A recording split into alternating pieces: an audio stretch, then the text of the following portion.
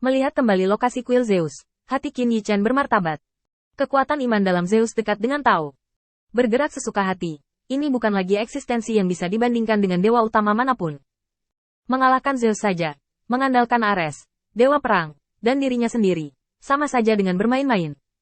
Terlebih lagi, ada dewa utama lain yang membantu Zeus. Kesulitan menggulingkan Zeus telah meningkat beberapa level. Setelah pertemuan ini, rencana Qin Yichen menjadi lebih lengkap. Sama seperti Qin Yichen menjawab pertanyaan Ares, dewa perang. Kali ini dia datang ke Starfield dewa utama hanya untuk melihat-lihat. Adapun apa yang bisa dilihat, itu bukan urusan Qin Yichen. Misalnya, ketika dia bertemu Zeus sebelumnya, Qin Yichen tidak hanya melihat kekuatan kuat Zeus, tetapi juga kekusutan batinnya. Sebagai penguasa para dewa, dia tidak berani menyiksa dirinya sendiri, dewa liar, atau membunuhnya sebagai contoh. Hanya ada dua kemungkinan, atau Zeus sangat menghargainya, karena takut melakukan kesalahan dan mengejutkan dirinya sendiri keluar dari jebakan yang dia pasang. Atau, tidak banyak orang di sekitarnya yang bisa dipercaya. Tindakan kesetiaan kecil ini membuat Zeus tidak mau membunuh. Saat Qin Yichen berspekulasi di awal, Zeus hanyalah seorang lelaki tua yang telah kehilangan semangat juangnya. Setelah menutup pintu, Qin Yichen melanjutkan perjalanan panjang kultivasinya. Di luar kapal terbang Dewa Laut Poseidon, dalam kegelapan, cahaya redup berkedip. Alam rahasia, yang awalnya merupakan keberadaan yang mengisolasi dunia dari dalam dan luar, kini telah berfluktuasi. Alam rahasia yang awalnya tidak terlihat dengan mata telanjang sekarang terus-menerus mengungkapkan cahaya, dan secara tidak sengaja, masih ada gelombang yang bergelombang. Di alam rahasia, Ares, dewa perang, meledak menjadi kecemerlangan yang mempesona, memegang telapak tangannya kosong dan mengangkatnya tinggi-tinggi di atas kepalanya.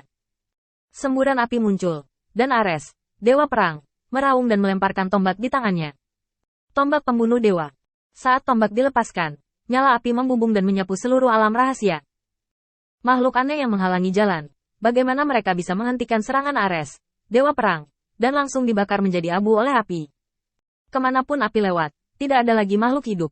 Semuanya menjadi abu pada saat ini. Ares, dewa perang, menghembuskan gelombang panas dari lubang hidungnya, dan udara di sekitarnya menjadi terdistorsi. Kali ini, sangat keren. Ares, dewa perang, mengangkat sudut mulutnya, memperlihatkan satu set gigi putih. Poseidon, bagaimana kabarmu? Sisiku sudah dibersihkan. Tidak jauh dari Ares, dewa perang, adalah hantu Poseidon, dewa laut. Trisula dewa laut di tangannya melambai dengan tangan Poseidon. Di tanah, noda air yang ditinggalkan oleh serangan sebelumnya tiba-tiba bergulir ke atas. Mari kita bersenang-senang dengan hal ini. Kali ini saya dianggap tidak beruntung dan dikirim ke sisi palsu. Ya, aku, dewa laut yang bermartabat, sebenarnya telah menjadi asisten untuk memberimu kepala. 3 gelombang mengejutkan.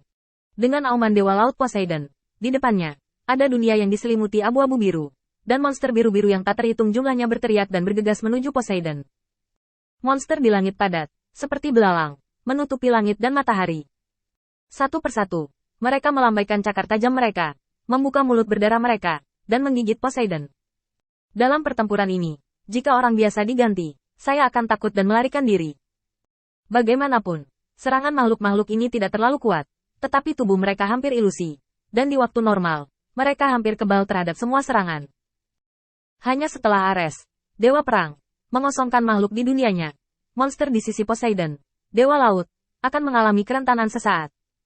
Saat cahaya biru menyala, 3 gelombang-gelombang mengejutkan naik ke tanah, menghancurkan monster yang tak terhitung jumlahnya. Pada saat yang sama, api menyala di dunia Ares, dewa perang. Setelah api menghilang, monster yang tak terhitung jumlahnya menunjukkan gigi dan cakar mereka dan bergegas menuju Ares, dewa perang. Ares, dewa perang, membakar monster-monster ini sesuka hati. Poseidon, apakah kamu yakin bahwa satu-satunya hal yang perlu dikhawatirkan di alam rahasia ini adalah sarana ujian ini? Ares, dewa perang, memiliki kekhawatirannya sendiri. Desain alam rahasia ini sangat pintar. Sama seperti cara Yin dan yang dikuasai oleh Qin Yichen, makhluk-makhluk di dunia sisi Yin tidak memiliki hidup dan mati. Hanya ketika mereka ditembus ke dunianya mereka dapat dibunuh. Hanya dengan mengalahkan makhluk-makhluk di dunia Anda sendiri, mitra Anda dapat memiliki kesempatan untuk melawan makhluk-makhluk ini keluar dari dunia abadi. Merupakan keajaiban bahwa desain yang unik dapat dieksekusi dan diproduksi.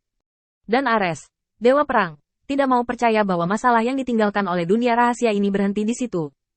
Pasti ada faktor kunci lain yang hilang. Kecurigaan Ares, dewa perang, memiliki sumbernya sendiri.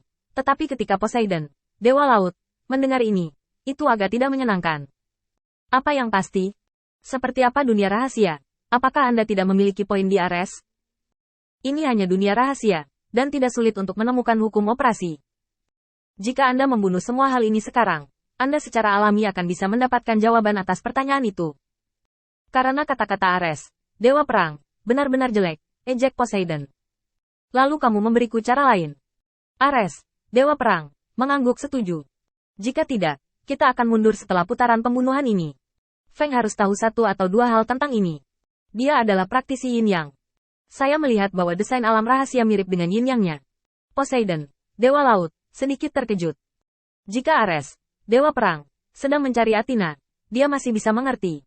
Bagaimanapun juga, dia adalah Dewi Kebijaksanaan dan memiliki beberapa penelitian tentang alam rahasia ini.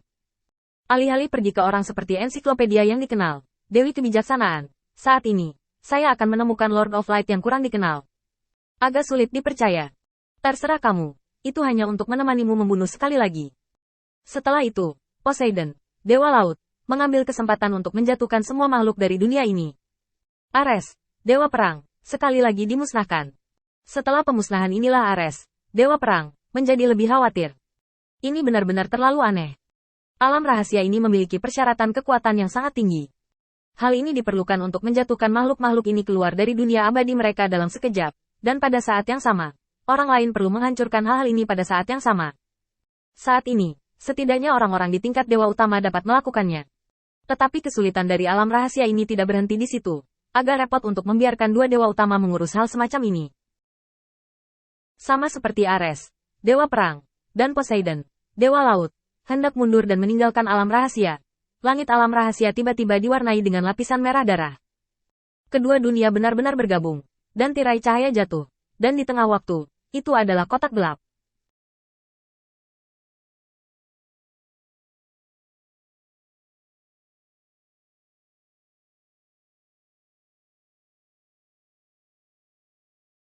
Poseidon, Dewa Laut, sedikit terkejut.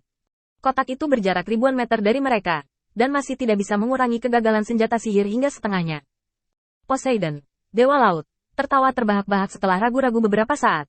Aris, kami beruntung dan menemukan harta karun itu.